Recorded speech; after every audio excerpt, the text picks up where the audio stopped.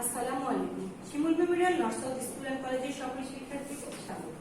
কেমন আছো তোমরা? আশা করি তোমরা সবাই সুস্থ আছো, ভালো আছো। আজকে এই যে করোনার সময় যাচ্ছে, আমরা একটা দুর্বিষহ জীবন পার করছি। এই সময় আমাদেরকে করোনাকে ভয় না করে জয় করা লাগবে। আমাদেরকে পুষ্টিকর খাবার খাবে, বেশি বেশি করে পুষ্টিকর খাবার খাবে, বারবার সাবান দিয়ে হাত ধুবে, আর ঘরের বাইরে অতিরিক্ত বাড়ির বাইরে যাওয়ার দরকার নাই, কোনো আড্ডাতে যাওয়ার দরকার নাই, যেখানে জনগণ বেশি সেরকম জায়গায় যাওয়ার দরকার নাই। যদিও কখনো বাইরে বের হতে হয়, অবশ্যই মুখে মাস্ক পরে বের হবে, ঠিক আছে? আমি সাবিনা ইয়াসমিন, সহকারী শিক্ষক। আজকে নবম শ্রেণীর ব্যবসায়িক ক্লাস নেব। আজকের পাঠ হচ্ছে, পাঠ শিরোনাম কি দেখো, ষষ্ঠ অধ্যায় ব্যবসায় পরিকল্পনা। এর আগে তোমাদের এই ক্লাসটা আমি নিয়েছি, দুইবার ক্লাস নিয়েছি, দুইটা ফিডব্যাক হয়েছে, কার্ড এক্সাম হয়েছে। যেহেতু আমাদের সিলেবাস শেষ হয়ে গেছে, সেজন্য আমরা এটা আবার রিভিশন ক্লাস নিচ্ছি। ওকে, শিখন ফল। আজকে শিখন ফলে ব্যবসায়িক পরিকল্পনার ধারণা ও গুরুত্ব ব্যাখ্যা করতে পারবে, ব্যবসায়িক পরিকল্পনার প্রণয়নের প্রক্রিয়া ব্যাখ্যা করতে পারবে, ক্ষুদ্র ব্যবসায়িক পরিকল্পনার দিক ও বিষয়বস্তু বর্ণনা করতে পারবে। আলোচ্য বিষয়, আজকের আলোচ্য বিষয় কি দেখো, ব্যবসায়িক পরিকল্পনার ধারণা ও গুরুত্ব, ব্যবসায়িক পরিকল্পনা প্রণয়নের প্রক্রিয়া, ক্ষুদ্র ব্যবসায়িক পরিকল্পনার দিক নির্দেশনা, ক্ষুদ্র ব্যবসায়িক পরিকল্পনার বিষয়বস্তু। ওকে, আজকে আমরা ব্যবসায় পরিকল্পনার ধারণা এবং গুরুত্ব। এখানে একটা দেখো, বিজনেসের একটা দোকানের ছবি দেওয়া হয়েছে। আমরা বিজনেসে বিভিন্ন ধরনের ব্যবসা করতে পারি, তোমরা জানো। এখন কি বলছে, ব্যবসা পরিকল্পনা। আমি কি ব্যবসা করব, কিভাবে করব, কখন করব, কোথায় করব, কত মূলধন দিব, এই যে একটা পুরোটা সম্পর্কে ধারণা নেওয়া হচ্ছে ব্যবসা পরিকল্পনার ধারণা, এবং এর গুরুত্বটা কি সেটা সম্পর্কে আমি তোমাদের আলোচনা করব। ব্যবসা পরিকল্পনা হলো ব্যবসায়ের ভবিষ্যৎ কার্যক্রমের প্রতিচ্ছবি। ভবিষ্যৎ কার্যক্রমের কি এটা? প্রতিচ্ছবি। এটি একটি লিখিত দলিল, যার মধ্যে ব্যবসায়ের লক্ষ্য, প্রকৃতি, ব্যবস্থাপনার ধারা, অর্থায়নের উপায়, বর্তমান অবস্থা ও ভবিষ্যৎ উন্নয়নের সম্পূর্ণ চিত্র তুলে ধরা হয়। অর্থাৎ কি ধরনের ব্যবসা হবে, আমার লক্ষ্যটা কি, অর্থ আয় কেমন করে হবে, এখনকার অবস্থা কেমন আছে, ভবিষ্যতে কেমন হবে, সমস্ত চিত্র তুলে ধরা। ব্যবসায় পরিকল্পনাকে ভ্রমণকারীর জন্য রোডম্যাপ এবং একজন দালাল নির্মাতার জন্য নীল নকশার সাথে তুলনা করা হয়েছে। অর্থাৎ আমরা কিভাবে করব, কোথায় করব, কেমন ভাবে করব, কেমন ভাবে অর্থ নেব, কি কোন তথ্যের ভিত্তিতে করব, চাহিদা কেমন আছে, বাজার কেমন, সমস্ত কিছুর পরিকল্পনা করতে হবে। এক্ষেত্রে উদাহরণস্বরূপ বলা হয়েছে যে যারা ভ্রমণ করে, ধরো সাপোজ তুমি একটা জায়গায় ভ্রমণে যাবা, তখন কি করবা, তুমি একটা রোড ম্যাপ নিবা। এখন আমরা গুগল সার্চ দিলে পেয়ে যাই, তাই না? এক দেশ থেকে আর এক দেশ চলে যাচ্ছে, রাস্তা কোন রাস্তায় যাবা তোমার তাও নির্দিষ্ট করে দিচ্ছে। তাহলে কি বলছে যে ভ্রমণকারীর জন্য এটা একটা রোড ম্যাপ। আর যারা দালাল কোঠা করে তাদের জন্য কি, নীল নকশা। একটা বাড়ি করার আগে বা একটা বিল্ডিং করার আগে একটা পরিকল্পনা করে নকশা তৈরি করা হয়, কত তালা করা হবে, কতগুলো রড দেওয়া হবে, কি আঙ্গিকে করা হবে, ডিজাইন কেমন হবে, সমস্ত কিছু। তো নীল নকশা, তো ঠিক ব্যবসা পরিকল্পনাকেও ব্যবসায় নীল নকশার সাথে তুলনা করা হচ্ছে। এখন আসি ব্যবসায়ের গুরুত্ব। এখানে একটা ব্যবসায়ের ছবি দেওয়া হয়েছে, বিভিন্ন সবজির দোকান। দেখো, ব্যবসায়ের গুরুত্ব কি? ব্যবসায়ের শুরু, সুষ্ঠুভাবে পরিচালনা ও অভিষ্ট লক্ষ্য অর্জনে ব্যবসায় পরিকল্পনার গুরুত্ব অপরিসীম। এই ব্যবসায় পরিকল্পনার গুরুত্বগুলো একটু আমরা আলোচনা যদি করি, বলছে যে ব্যবসায় পরিচালনার যে গুরুত্ব, সেটা প্রথম হচ্ছে ব্যবসায় পরিচালনার দিক নির্দেশনা। 2 নম্বর কি, মূলধন সংগ্রহ ও বিনিয়োগ। 3 নম্বর সরকারি সুযোগ সুবিধার সদ্ব্যবহার। 4 নম্বর সিদ্ধান্ত গ্রহণের সহায়তা। অর্থাৎ ব্যবসা পরিচালনার দিক নির্দেশনা, আমি কোন পথে আগাবো, আমি কোন ব্যবসা করবো, আমি কোথায় করবো, আমার মূলধন কত হবে, এর একটা দিক নির্দেশনা। আর একটা গুরুত্ব কি, যে মূলধন সংগ্রহ করা। সবসময় যে নিজের কাছে মূলধন থাকবে ব্যবসায় সেটা কিন্তু না, আমাকে মূলধন বিভিন্ন ভাবে সংগ্রহ করতে হতে পারে। আমাকে আত্মীয় স্বজনের কাছে লোন নিতে হতে পারে, আমাকে বিভিন্ন সংস্থা থেকে নিতে পারি, আমি ব্যাংক থেকে নিতে পারি। এই যে মূলধন সংগ্রহ করা এবং বিনিয়োগ করা, এই মূলধনটা যে আমি নিলাম, আমি কোথায় কত পরিমাণ বিনিয়োগ করব, আমার একটা পূর্ণ পরিকল্পনা থাকা লাগবে। আরেকটা হচ্ছে সরকারি সুযোগ সুবিধা। তোমরা জানো যে এই যে উদ্যোক্তা, নতুন উদ্যোক্তা বা ব্যবসা পরিচালনার ক্ষেত্রে সরকার এবং বেসরকারি বিভিন্নভাবে সুযোগ সুবিধা দিয়ে থাকে। এই সুযোগ সুবিধাগুলোকে আমাদের কাজে লাগাতে হবে। কিভাবে দিচ্ছে সরকার, কোন ব্যাংক থেকে দিচ্ছে, কোন কিস্তিতে সহজ হচ্ছে, এগুলো আমাদেরকে জানতে হবে। আমাদের সরকারি সুযোগ সুবিধাগুলো প্রপারলি সুন্দরভাবে নেওয়া লাগবে, গ্রহণ করা লাগবে। আর একটা কি, সিদ্ধান্ত গ্রহণের সহায়তা। সিদ্ধান্ত গ্রহণ, বিভিন্ন ধরনের আইডিয়া আসবে। আমার একরকম বুদ্ধি আসতে পারে, আরেকজন তোমাকে আর একটা বুদ্ধি দিতে পারে। বিভিন্ন ব্যবসা দেখতে পারো, বিভিন্ন জায়গা দেখতে পারো। তুমি একটা জায়গা, 2-3টে জায়গা দেখলা চুজ, কিন্তু তোমাকে যখন তুমি সিদ্ধান্ত গ্রহণ করবা, তখন তোমাকে নির্দিষ্টভাবে সিদ্ধান্ত গ্রহণ করতে হবে যে আমি বিজনেসটা কিভাবে চালাবো, কত দিয়ে চালাবো, কোথায় চালাবো। তোমার লক্ষ্য ঠিক রেখে সিদ্ধান্ত গ্রহণ করতে হবে। এই সহায়তা ব্যবসা পরিকল্পনা করে থাকে। এখন আসি ব্যবসা পরিকল্পনা প্রণয়নের প্রক্রিয়া। এই ব্যবসা পরিকল্পনা প্রণয়ন এমনি এমনি কিন্তু হয় না, এর একটা নির্দিষ্ট প্রক্রিয়া আছে। তো প্রক্রিয়াগুলো কি দেখো, কি বলছে যে ব্যবসায়ের সাফল্য অনেকাংশে নির্ভর করে সঠিক প্রকল্প নির্বাচনের উপর। প্রকল্প হচ্ছে কোন একটি নির্দিষ্ট সময়ের মধ্যে নির্দিষ্ট লক্ষ্য বাস্তবায়নে পরিকল্পিত ও সুচিন্তিত কর্মপদ্ধতি। এটা হচ্ছে একটা পরিকল্পনা। এখন ব্যবসায়ের প্রকল্প প্রণয়নের ক্ষেত্রে পদক্ষেপগুলো হলো ধারণা চিহ্নিতকরণ এবং ধারণাগুলো মূল্যায়ন করে এটিকে নির্বাচন করা। অর্থাৎ একটা ব্যবসা পরিকল্পনার যে করবা, সেটা কিন্তু তোমাকে নির্দিষ্ট পথে এগোতে হবে। প্রকল্প নির্বাচন করতে হবে। আগে তোমাকে কি করতে হবে, প্রথম প্রকল্প সম্পর্কে তোমাকে ধারণা চিহ্নিত করতে হবে, তোমাকে নির্দিষ্ট করতে হবে তুমি কোন প্রকল্পে কাজ করতে চাচ্ছ, এবং এই ধারণাগুলো মূল্যায়ন করে সঠিকভাবে তোমাকে নির্বাচন করতে হবে। 1 নম্বরে কি বলছে দেখো, প্রকল্পের ধারণা চিহ্নিতকরণ। আমি কোন প্রকল্পের উপর কাজ করবো সেটা আমাকে চিহ্নিত করতে হবে। একজন সম্ভাবনাময় উদ্যোক্তার প্রকল্প চিহ্নিতকরণ প্রক্রিয়া সূত্র হয় তার প্রকল্প ধারণা অনুভব করার সময় থেকে। মানে আমি কি নিয়ে কাজ করব, আমি কোন প্রকল্পটাকে চুজ করব, সেটা নির্দিষ্ট অনুভব থেকে সেটা বের হয়ে আসে। প্রকল্প ধারণা চিহ্নিত করার সময় উদ্যোক্তার নিজের শখ বা আগ্রহ আছে এমন পণ্য, প্রকৃত চাহিদা আছে এমন পণ্য, বিদ্যমান পণ্যের অসুবিধা, নতুন প্রযুক্তির ব্যবহারের সুযোগ ইত্যাদির দিকে দৃষ্টি রাখা প্রয়োজন। অর্থাৎ যে প্রকল্পটা নির্বাচন করা হবে, সেই প্রকল্পটার উপরে যে উদ্যোক্তা তার কতখানি আগ্রহ আছে, সে জানে কিনা, এবং এই পণ্যটার বাজার চাহিদা আছে কিনা, এই পণ্যের বিদ্যমান কোনো সুযোগ সুবিধা আছে কিনা, কোনো সমস্যা আছে কিনা, ইভেন তোমার আরেকটা কি বলছে যে এইখানে নতুন নতুন প্রযুক্তির ব্যবহার করতে পারবে কিনা, সে বিষয়গুলোর দিকে দৃষ্টি রাখতে হবে। তারপরে আসি ব্যবসা পরিকল্পনা প্রণয়নের প্রক্রিয়া 2 নাম্বারটা। আমরা 1 নাম্বারটা কি জানলাম, আমরা 1 নাম্বারটা জানলাম প্রকল্প ধারণা চিহ্নিতকরণ। এখন 2 নাম্বারে কি বলছে, ধারণা মূল্যায়ন ও প্রকল্প নির্বাচন। 2 নাম্বারটা কি দেখো, ধারণা মূল্যায়ন ও প্রকল্প নির্বাচন। একজন উদ্যোক্তা বিভিন্ন উৎস থেকে প্রাপ্ত তথ্য বিশ্লেষণ করে কয়েকটি সম্ভাব্য ধারণা চিহ্নিত করে, একটি তালিকা করবেন। তাহলে কয়েকটা উৎস থেকে তথ্যগুলো নিয়ে একটি কি করবে, সম্ভাব্য ধারণা চিহ্নিত করে তালিকা করবেন। এই তালিকাবদ্ধ ধারণাগুলো বিভিন্ন পদ্ধতির মাধ্যমে মূল্যায়ন করে প্রকল্প নির্বাচন করা যায়। এর একটি হলো ম্যাক্রো স্ক্রিনিং ও আরেকটি হলো মাইক্রো স্ক্রিনিং। এই যে ধারণাগুলো, এগুলোকে নির্বাচন করার পর কি করবে, সঠিক মূল্যায়ন করে এটার প্রকল্প নির্বাচন করবে। এক্ষেত্রে 2টা পন্থা অবলম্বন করে, একটা হচ্ছে ম্যাক্রো স্ক্রিনিং আর একটা হচ্ছে মাইক্রো স্ক্রিনিং।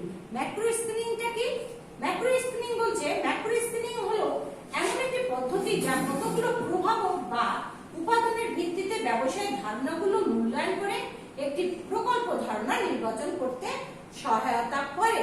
অর্থাৎ ম্যাক্রো স্ক্রিনিং এ কিছু প্রভাবক বা কিছু উপাদান আছে, এই উপাদানগুলোকে তোমাকে মূল্যায়ন করে প্রকল্প ধারণা নির্বাচন করতে হবে। এই এগুলো উপাদানগুলো কি কি? জনসংখ্যা, অর্থনৈতিক পরিবেশ, প্রাকৃতিক পরিবেশ, রাজনৈতিক পরিবেশ, সাংস্কৃতিক পরিবেশ, আইনগত পরিবেশ। অর্থাৎ জনসংখ্যা কত, সেখানে জনবসতি কেমন, জনসংখ্যাগুলো কেমন, তাদের রুচি কেমন, এইসব বিষয়গুলো। অর্থনৈতিক পরিবেশ, আমি যে জায়গাতে বিজনেস করতে যাব সেখানে আমার অর্থনৈতিক সুবিধা আছে কিনা, সেখানে ব্যাংক আছে কিনা, বিভিন্ন আর্থিক প্রতিষ্ঠান আছে কিনা, সেখান থেকে আমি লোন পাবো কিনা। প্রাকৃতিক পরিবেশ, প্রকৃতিটা কেমন, আমি যে এলাকা ভিত্তিক যে প্রকৃতি, আমি তো প্রকৃতি বদল করতে পারবো না। আমি কি কক্সবাজারের সমুদ্রকে রাজশাহীতে আনতে পারবো? তা পারছি না। আমি কি রাজশাহীর আমবাগানকে তুলে নিয়ে গিয়ে সিলেটে বসাতে পারবো পাহাড়ে? সেটা পারছি না। তাহলে আমাকে প্রকৃতির পরিবেশটা বিবেচনা করতে হবে। রাজনৈতিক পরিবেশ, রাজনৈতিক অস্তিত্বশীলতা থাকলে বিজনেস সুষ্ঠুভাবে পরিচালনা করা সম্ভব না, এবং প্রকল্প নির্বাচনের ক্ষেত্রে অবশ্যই আমাকে রাজনৈতিক পরিবেশ বিবেচনা করতে হবে যে বর্তমানে রাজনৈতিক পরিবেশ কেমন, বর্তমানে সরকার কি চায়, সরকার কোন ধারায় বিজনেসটা এগিয়ে নিতে যেতে চায়, এগুলো আমাকে পরিষ্কার ধারণা থাকতে হবে। সাংস্কৃতিক পরিবেশ, সাংস্কৃতিক মানুষের অঙ্গে অঙ্গাঙ্গিভাবে জড়িত। একজন মানুষ তার পরিচয় বহন করে সংস্কৃতির মাধ্যমে। তুমি যদি দেখো যে বাঙালিরা একরকম, ইংরেজিরা একরকম, হিন্দুরা একরকম, মুসলমানরা একরকম, তাদের নিজস্ব সংস্কৃতি আছে, নিজস্ব পরিচয় আছে। এগুলো আমাদেরকে বিজনেসের ক্ষেত্রে অবশ্যই খেয়াল রাখতে হবে। আইনগত পরিবেশ, এখানে আইন আছে কিনা, ভোক্তা আইন আছে কিনা, পণ্য সংরক্ষণ আইন আছে কিনা, এগুলো সম্পর্কে ডিটেলস জানতে হবে। ওকে, এখন আসি মাইক্রো স্কেলিং। আমরা ম্যাক্রোটা করলাম, এখন দেখি মাইক্রো স্কেলিং কি বলছে। মাইক্রো স্কেলিং হলো বাজার চাহিদা, কারিগরি, বাণিজ্যিক ও আর্থিক দিক এবং জাতীয় অর্থনীতিতে অবদান ইত্যাদি দিক বিবেচনা করে প্রকল্পে সম্ভাব্যতা যাচাই করার বিস্তারিত প্রক্রিয়া। এর উপাদানগুলো হলো বাজার চাহিদা, কারিগরি দিক, বাণিজ্যিক দিক, আর্থিক দিক, জাতীয় অর্থনীতিতে অবদান। অর্থাৎ মাইক্রো স্কেলিংটা কিন্তু একটা ব্যাপক বিষয়, এটা কিন্তু ছোট না। তোমাকে বাজার চাহিদা জানতে হবে, আমার পণ্যের বাজার আছে কিনা, আমি যে প্রকল্প নির্বাচন করব তার ডিমান্ড আছে কিনা, বাজারে তার চাহিদা কতখানি, সেখানে আমি যোগান দিতে পারবো কিনা।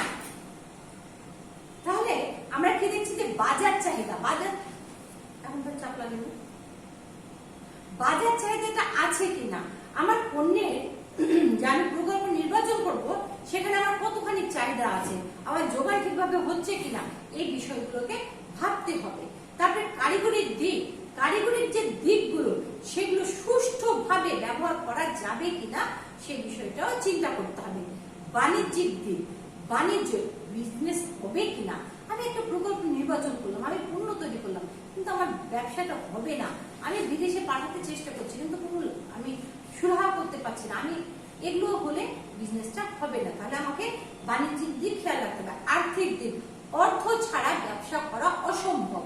তোমার অর্থ অল্প আছে, তুমি বিশাল একটা প্রকল্প নির্বাচন করে ফেললা, সেক্ষেত্রে প্রবলেম।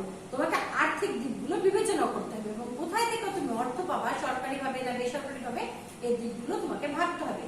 তারপরে জাতীয় অর্থনীতিতে অবদান, মনে রাখবে ব্যবসায় একমাত্র জায়গা যেখানে সরকারকে সরাসরি সহযোগিতা করা যায়, কারণ এখানে অনেক কর্মসংস্থানের সৃষ্টি হয় যাতে মানুষের জীবনযাত্রার মান উন্নয়ন হয় এবং দেশের যে আয়কর করে একটা বিরাট অংশ বিজনেস থেকে সরকার পেয়ে থাকে। বুঝতে পেরেছো?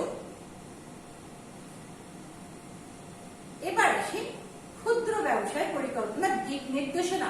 ক্ষুদ্র ব্যবসা, ছোট ছোট ব্যবসা। দেখো এখানে একটা আমি চিত্র দিয়েছি যে বাড়ির মধ্যে মেয়েরা কি সুন্দর নিজেদের তাঁতে তাঁত বুনাচ্ছে, এটাও কিন্তু একটা ব্যবসা। এটা কি ক্ষুদ্র ব্যবসার মধ্যে পড়ে, তাই না? আমরা কি বলেছিলাম যে 10 জন 10 জন নিয়ে 8 জন নিয়ে মা বাবা ছেলে নিয়ে মিলেমিশে একটা ছোট্ট ব্যবসা করে। এখানে আমরা তার ছবি একটা তুলে ধরেছি। এখন কি বলছে? ক্ষুদ্র ব্যবসায় পরিকল্পনা দিক নির্দেশনা। একটি ব্যবসায় পরিকল্পনা প্রণয়নের সময় যত্নশীল হওয়া আবশ্যক। শিল্পোদ্যোক্তা নিজে অথবা অন্য কোনো বিশেষজ্ঞের সাহায্য নিয়ে ব্যবসার পরিকল্পনা প্রস্তুত করতে পারে। অর্থাৎ একটা ব্যবসা যখন পরিকল্পনা করবে তখন তাকে কিছু দিক তাকে খেয়াল রাখতে হবে। কিরকম? একটা ব্যবসা পরিকল্পনা করবে সেটা যেন সংক্ষিপ্ত হয়, এত বড় একটা কি বলছে দেখো, যে পণ্য ও বাজারের ক্ষেত্রে ব্যবসায়ের লক্ষ্য একটি পণ্য বা সে অঞ্চলের কেমন দৃষ্টিভঙ্গি, সে দৃষ্টিটা নিবন্ধন রাখা উচিত। মানে সেইখানে তোমাকে জানতে হবে যে আমি যে যার জন্য করছি সেটা সেখানে ব্যবহার হবে কিনা। আর একটা কি, বাংলাদেশ ব্যবসায় ব্যবস্থাপনার যে দলের যে সদস্যগুলো থাকে, আমি যে সিদ্ধান্তটা নেব সেটা যেন প্রত্যেকটা সদস্য স্পষ্ট আকারে জানে। আর একটা কি, এই নির্দেশনার মধ্যে ভাষাগত দিক যেগুলো সেগুলো যেন সহজ ভাষায় হয়, এমন কোনো ল্যাঙ্গুয়েজ বা এমন কোনো পিন কোড আমরা ইউজ করবো না যেটা অন্যের বুঝতে অসুবিধা হয়। আর একটা হচ্ছে বর্তমানে যে পরিস্থিতি এবং ভবিষ্যতে এটা কি হতে পারে সেই বিষয়গুলোকে আমাকে সমস্যাগুলো খুঁজে বের করতে হবে এবং সমাধানের চেষ্টা করতে হবে। এবং একটা জিনিস মনে রাখা দরকার, ব্যবসায় পরিকল্পনার যে দিক সেটা সবাই মিলে, ব্যবস্থাপনা পরিষদ মিলে সবাই মিলে সুষ্ঠুভাবে পরিকল্পনা করে এর সমাধান করতে হবে। এবার আসি ক্ষুদ্র ব্যবসায় পরিকল্পনার বিষয়বস্তু।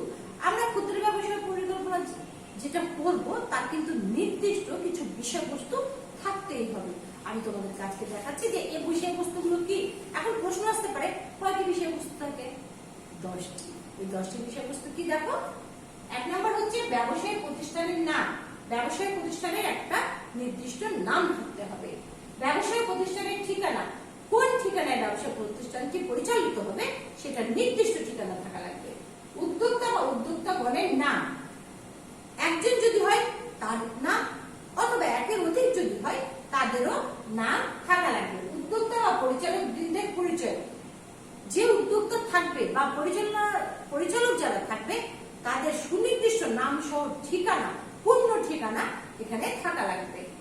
ব্যবসার ধরন, কি ধরনের ব্যবসা করবা, এটা সেবামূলক, উৎপাদনমূলক, নিষ্কাশনমূলক, যে ধরনের ব্যবসা করো না কেন তার ধরনটা তোমাকে স্পষ্টভাবে সেখানে উল্লেখ করতে হবে।